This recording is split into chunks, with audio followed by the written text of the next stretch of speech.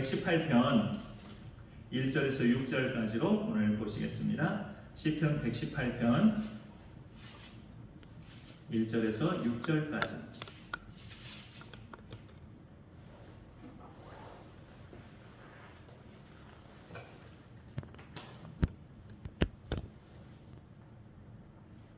시편 118편 우리 1절부터 6절까지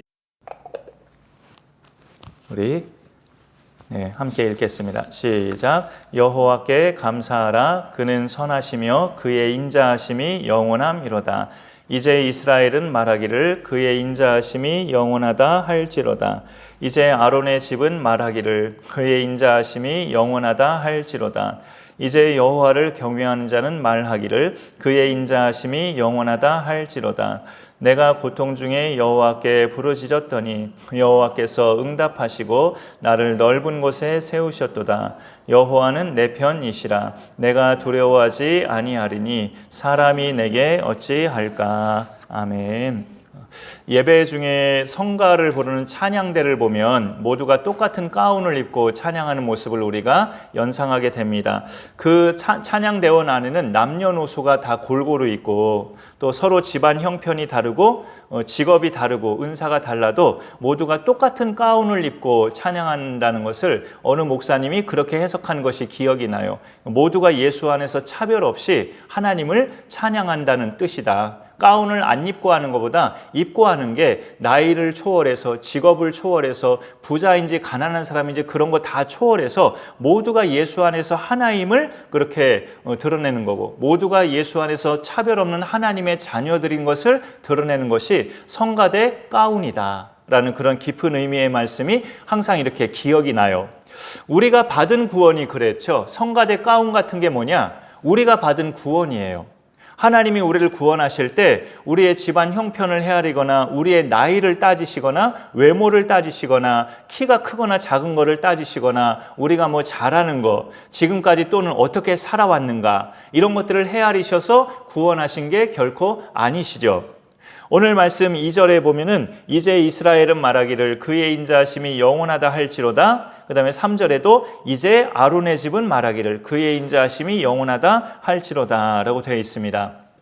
그리스도가 성탄하시기까지 이 세상에서 하나님을 믿는 민족은 유대인이 유일했죠. 개개인마다 이방인의 구원도 있었지만 민족으로 말하자면 그리스도가 성탄하시기 전까지는 이스라엘 사람들, 유대인들만이 하나님을 아는 민족이었어요.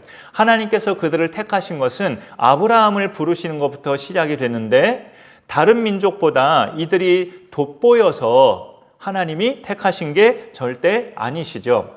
신명기 7장에서 하나님이 친히 말씀하시는 것을 모세가 전달하는 말씀이 있는데 여호와께서 너희를 택하심은 너희가 다른 민족보다 수요가 많기 때문이 아니니라. 너희는 오히려 모든 민족 중에 가장 적으니라. 여호와께서 다만 너희를 사랑하심으로 너희를 애국왕 바로의 손에서 속량하셨다라고 말씀하고 있어요. 사랑이 이들을 택하신 목적이에요. 그러니 은혜죠. 그게 이스라엘 자손 중에 또 레위 지파에 속한 아론의 집을 오늘 말씀 3절에서 소개하고 표현하고 있는데요. 아론을 하나님께서 초대 대제사장으로 세우셨는데 그가 뭐 다른 지파나 집안보다 뛰어난 사람이라서 하나님이 세우신 게 아니고 하나님이 그냥 아론의 집안을 지목하신 거죠. 그냥 지목하신 거예요.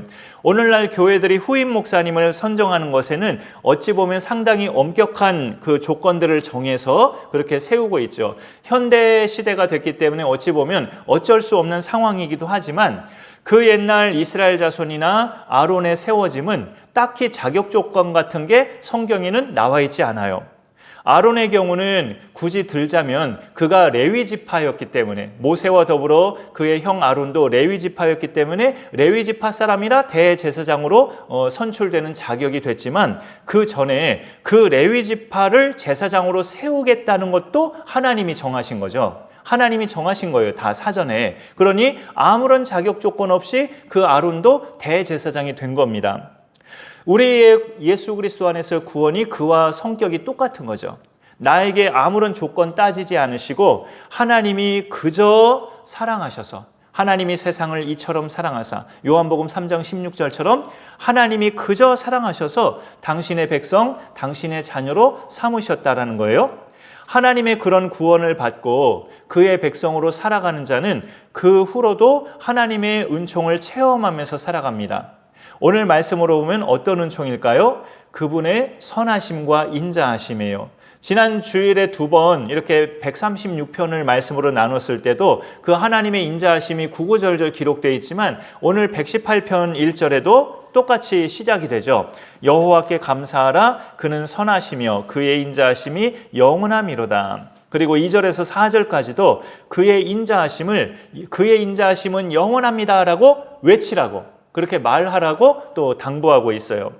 하나님의 그 성품이 사실이고 틀림없다는 거죠. 그러니 하나님을 믿는 너희들은 그분의 그 성품을 외쳐라. 하나님은 인자하시고 선하십니다 라고 그렇게 말하라고 2절, 3절, 4절에는 그 명령이 나오고 있습니다. 그런데 그 하나님의 선하심과 인자하심은 항상 이제 하나님 그분 자체만을 놓고 봐도 그렇게 다분히 말할 수 있지만 우리하고 비교해 볼 때, 우리가 하나님과 비교의 대상도 안 되지만 우리하고 비교해 볼 때 하나님의 선하심과 인자하심은 정말 최대로 돋보입니다. 우리하고 비교해 볼 때 하나님의 은총으로 구원받은 우리지만 여전히 죄를 버리지 못하고 구원받기 전과 똑같이 살아갈 때도 참 많고 하나님을 실망시키거나 슬프게 해드리는 순간도 굉장히 많은 우리예요. 여전히 그래요. 그런 중에도 하나님은 거두지 않으셔요. 당신의 선하심과 인자하심을. 그러니까 우리의 모습하고 이렇게 하나님과 대조해 볼 때 그분의 선하심과 인자하심은 더욱더 최대로 이렇게 드러나는 거죠. 우리가 이럼에도 불구하고 하나님은 당신의 그런 성품들을 안 거두시니까 그 선하심과 인자하심은 정말 찐이고 참이라는 것을 우리가 알게 됩니다. 그렇게 구원의 은총을 받고 하나님의 선하심과 인자하심을 매일의 삶에서 체험하는 우리는 그 하나님의 그런 열심과 그런 은총에 근거해서 우리는 이 고백을 당당하게 할 수 있습니다. 하나님은 내 편이시구나. 그 고백을 그 하나님의 성품과 그분의 은총에 근거해서 우리가 할 수 있다고요. 오늘 6절에 여호와는 내 편이시라 내가 두려워하지 아니하리니 사람이 내게 어찌할까라는 말씀이 있죠. 이것을 근거로 오늘 제목을 이렇게 정해봤어요. 하나님이 내 편이 되시기까지. 하나님이 내 편이 되시기까지. 이 제목의 뜻은 그가 내 편이 되시기까지 그만큼 내가 교회 주일 예배도 안 빠졌고 말씀대로 열심히 살았고 성경도 많이 읽었고 옳은 길로 갔고 헌금도 많이 했고 남에게 예수님도 많이 소개했고 내가 그만큼 땀 흘리고 피 흘려서 정말로 신앙생활에 최선껏 열정적으로 했기 때문에 그가 내 편이 되신 거란 뜻이구나. 이렇게 생각하면 완전히 착오죠. 착오. 그게 아니라 오히려 아까 말씀드렸어요. 이미 하나님이 창세전부터 나를 택하셔서 때가 되어 구원의 은총을 베푸시고 그리고 그 이후로도 계속 당신의 선하심과 인자하심을 보여주심으로 그렇게까지 하심으로 하나님이 정말 나를 위해서 그렇게까지 하심으로 비로소 내가 깨달았다는 고백이에요. 하나님은 내 편이시구나. 이렇게 우리가 하나님이 내 편이 되시기까지 나는 그것을 깨닫기까지 하나님은 그런 열심과 노력과 그런 사랑의 움직임을 계속 해오셨다는 뜻입니다. 오늘 말씀의 제목은 이렇게 되시기까지 내가 열심내고 내가 하나님 앞에 잘 보였다는 그런 속뜻이 아니고 하나님이 열심을 내셨다는 그런 뜻이죠. 그 열심과 그 열정과 그 사랑에 내가 비로소 이 아둔한 내가 비로소 깨닫게 돼서 고백을 한다는 이야기입니다. 하나님은 내 편이신가 보구나. 하나님은 내 편이시구나 라는 것을. 시편의 상당 부분을 다윗이 기록했잖아요. 그 다윗을 보면 치명적인 죄를 저지른 거 우리가 다 알잖아요. 우리아의 아내를 범해서 임신시키고 그게 처음에는 그의 남편의 악의인 것처럼 해서 우리아 너로 자꾸 집에 가서 자라는데 충복인 우리아는 그럴 수 없습니다 라고 이렇게 계속 나라를 지키겠다는 의욕을 불태우니까 전쟁터에서 가장 심한 곳으로 그 남편을 배치시켜서 죽게 만드는 죄까지 다윗이 얹게 되는 그런 죄를 범하죠. 그런데 여기서 놀라운 사실 하나를 든다면 그런 와중에도 하나님은 다윗의 편이었어요. 그게 무슨 말이냐면 나단 선지자를 통해서 그가 저지른 끔찍한 죄를 알게 해주셨잖아요. 하나님이 다윗의 편이 아니셨다면 굳이 그런 일을 하셨겠어요? 그냥 그 벌의 심판만 하시지? 다윗의 편이셨기 때문에 그를 회개토록 하나님이 만드신 거죠. 너 끔찍한, 너는 아주 극악무도한 죄를 저지른 죄인이다 라면서 나단 선지자를 통해서 그 비유를 통해서 다윗이 처절하게 자기가 어마어마한 죄를 지었다는 것을 깨우쳐 주시잖아요. 그게 하나님이 다윗 편이라는 증거죠. 죄를 지었을 때 그냥 넘어가지 않으신 하나님을 우리가 체험했다면 하나님이 내 편이라는 증거입니다. 그것도 우리가 그렇게 보면 내가 구원받은 하나님의 자녀가 틀림없구나, 구원의 확신까지 우리가 다시금 다질 수가 있는 거죠. 그리고 다윗은 그 대가로 집안의 이 아들이 저 아들을 죽이고 든든히 여기고 믿었던 압살롬이 자기를 배신하여서 정말 이 다윗이 왕의 체면이 말이 아닐 정도로 비참하게 도망가는 신세까지 돼버렸어요. 그러나 그 순간에도 하나님은 여전히 다윗 편이었어요. 그가 그런 와중에 쓴 유명한 시 여호와는 나의 목자시니 내게 부족함이 없으리로다. 그가 그의 입에서 그런 말씀의 고백이 나온 것은 하나님이 그의 편이었다는 증거죠. 그런 비천에 처하는 과정을 거치면서 하나님은 아히도벨의 좋은 계략보다 별로 안 좋은 후세의 계략이 압살롬 귀에는 더 좋게 느껴지게 만드셨어요. 압살롬을 패하게 하시려는 하나님의 의도였죠. 다윗 왕이 왕으로서의 체면이 말이 아니던 그 순간에도 하나님은 다윗 편이었다는 증거입니다. 우리가 뭔가 참 비천에 처한 듯한 그런 느낌이 들 때, 뭔가 이거 끝난 거 아닌가라는 그런 느낌이 들 때도 하나님은 내 편이시라는 것을 성경을 통해서 확인하면 그게 우리로 다시금 힘을 얻게 만드는 원동력이 되고 참 능력이 되죠. 하나님이 내 편이 되시기까지라는 이 말의 의미는 그러기까지 내가 뭘 열심히 하고 내가 뭘 하나님께 잘했다는 뜻이 아니라 하나님 그분의 선하심과 인자하심이 끊임없이 내게 베풀어졌다는 뜻이에요. 그러니 내가 그걸 비로소 알았다는 거죠. 하나님은 내 편이시구나.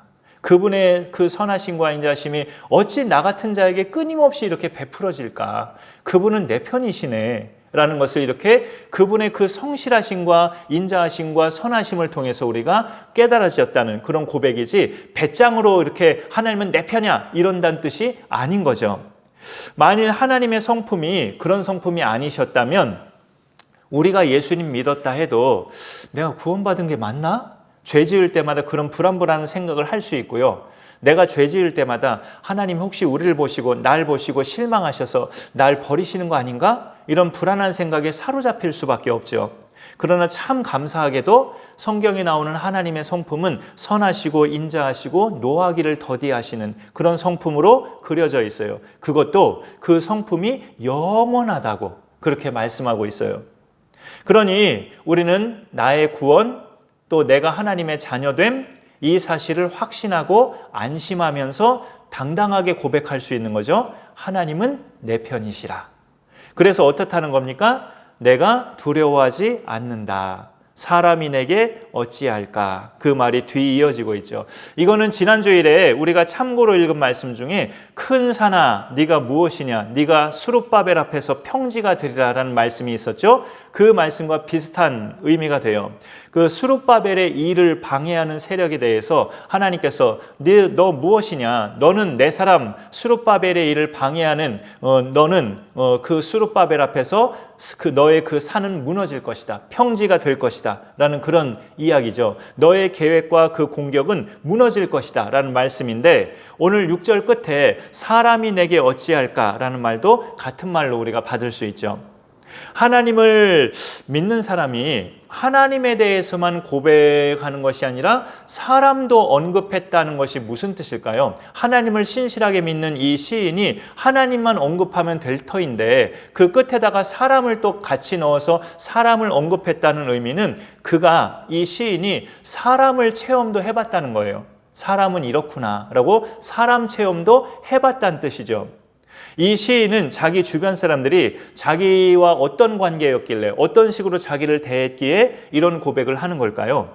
참고로 5절을 살짝 보시면 내가 고통 중에 여호와께 부르짖었더니, 물론 이 고통이 어떤 다른 환경적인 고통일 수도 있고 어떤 제가 생각하지 않은 딴 것의 고통일 수도 있어요. 그러나 또 이렇게 흐름상으로 보면 사람 때문에 겪은 고통도 아마 고통 중에 있을 것이다, 우리가 생각해 볼 수 있죠. 사람 때문에 겪는 마음 상함이나 고통들, 자기를 고통 가운데 처하게 한 사람들이 있음을 짐작할 수 있어요. 그리고 그 사람들은 7절로 보니까 어떤 사람들이냐면 7절 중반에 그러므로 나를 미워하는 자에게 보응하시는 것을 내가 보리로다. 자기를 미워하는 자들, 자기를 사랑하지 않고 괴롭히고 힘들게 하고 맘 상하게 하고 하는, 자기를 미워하는 자들로 이 고통을 가하는 대상들을 이렇게 여기서 7절에서 미워하는 자들이라고 표현하고 있습니다. 그런데 이 부분에서 우리가 자칫 성경 말씀에 어긋난 신앙생활을 하지 않도록 조심해야 될 것, 주의해야 될 게 있는데요. 특히 억울한 일을 당한 것 같은 느낌이 들 때요.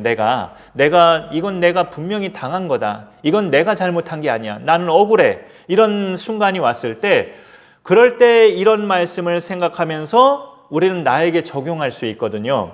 하나님은 내 편이셔. 그러니 저들이 나를 억울하게 했어도 결국 나를 어찌하지 못해. 이거는 하나님이 판단하실 일이에요. 내가 판단할 일이 아니고.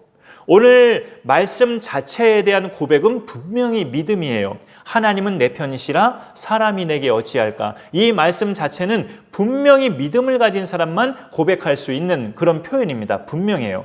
골리앗 앞에 나간 다윗도 그렇게 믿음의 고백을 한 사람이었고, 많은 기드온을 비롯한 믿음의 사사들과 선지자들, 그리고 신약의 사도 바울이나 예수님의 제자들도 다 이런 믿음의 고백을 한 사람들이에요. 하나님은 내 편이시라 사람들이 내게 어찌할까. 다 사도들도 그렇게 채찍에 맞고 붙잡혔어도 그런 고백의 사람들이었어요. 그러나 이런 고백을 할 때 저들은 잘못했고 나는 의롭다, 이런 신념이 되면 그거는 바리새인이 되는 겁니다. 그걸 우리가 조심해야 되는 거죠. 그거는 내가 하나님 자리에 앉는 거예요. 그런 심판은 하나님만이 하실 수 있는데 저들이 잘못한 거고 나는 의로워. 하나님은 내 편이시여. 이렇게 적용하면 그건 내가 하나님 자리에 앉는 거고 바리새인이 되는 거죠.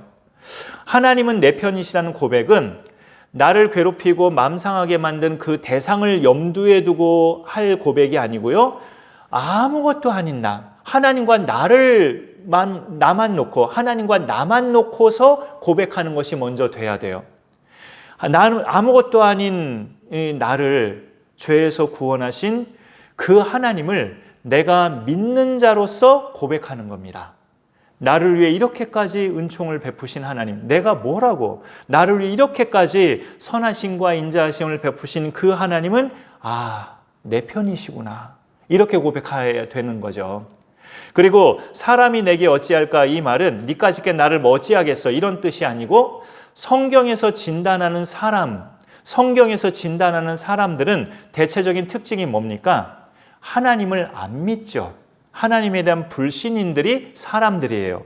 그러니 나하고 친하고 내가 아는 사람이라 할지라도 그가 하나님을 안 믿으면 내가 어려운 상황에 있을 때 그들의 말은 뻔해요. 너 지금 이런 상황이면 그거는 안 하는 게 좋겠다. 그냥 포기해라. 아무래도 이건 아니야. 이게 흔히 사람들이 하는 말이죠. 사람들이 내게 어찌할까라는 말은 주변에서 아무리 그런 말을 던져도 그거는 결국 하나님을 불신하는 말이 되기 때문에, 하나님을 불신하는 말이라면 그 말이 아무리 나를 위한 말이고 나를 도와주려는 말이라 할지라도 나를 어찌할 수 있는 능력이 안 된다는 거예요. 그 아무리 나에게 좋게 해주려는 말이라 해도 하나님에 대한 불신에서 나오는 말은 나에게 아무런 능력이 안 돼요. 그냥 헛말이에요. 헛말. 우리가 그렇게 내가 사랑하는 대상이라 할지라도 그런 헛말에 대해서는 내 속으로 걸러내는 작업은 또 해야 되겠죠. 하나님을 불신하는 상태에서 나를 위해 주는 말은 그냥 헛 이야기입니다. 우리가 그것을 또 명확하게 하면서 그런 의미에서 사람이 내게 어찌할까라고 우리가 받아들이면 좋겠어요. 그러니 우리는 고통의 때마다 내 편 되시는 하나님께 부르짖는 것이 제일 우선이죠.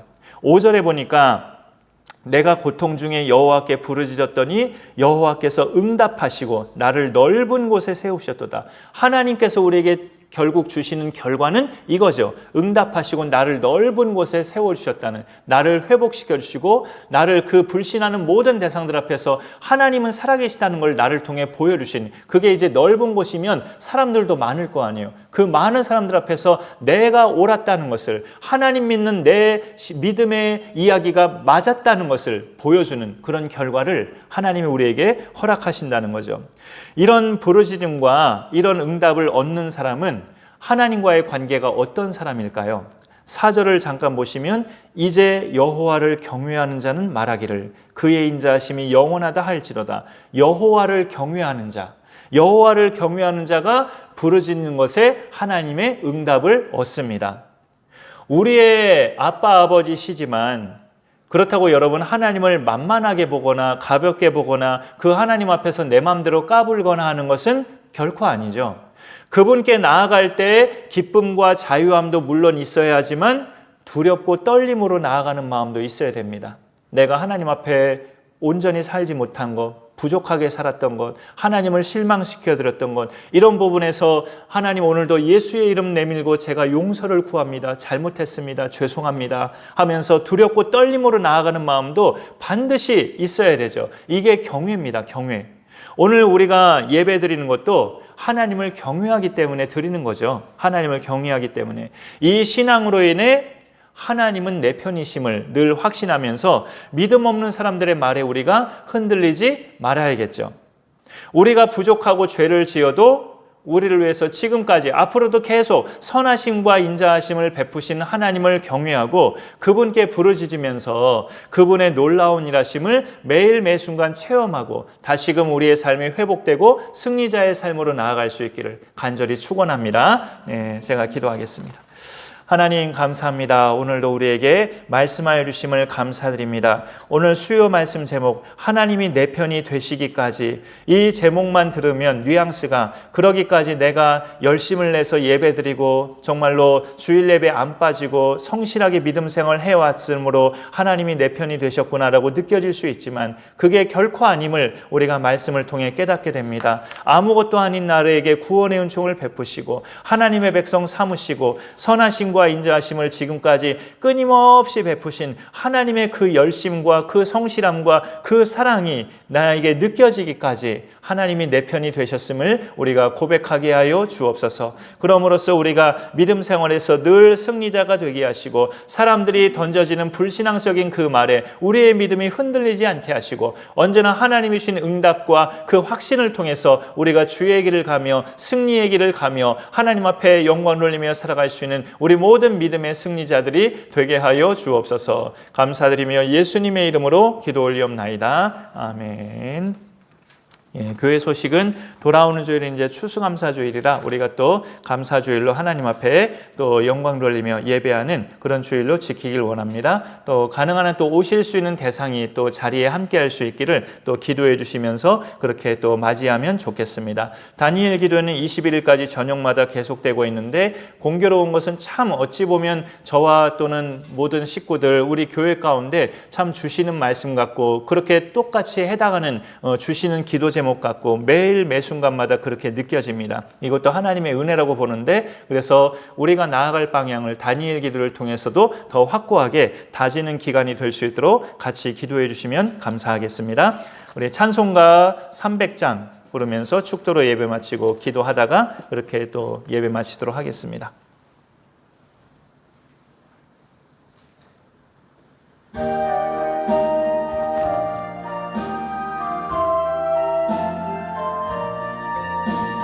내 맘이 낙심되며 근심에 눌릴 때 주께서 내게 오사 위로해 주시네.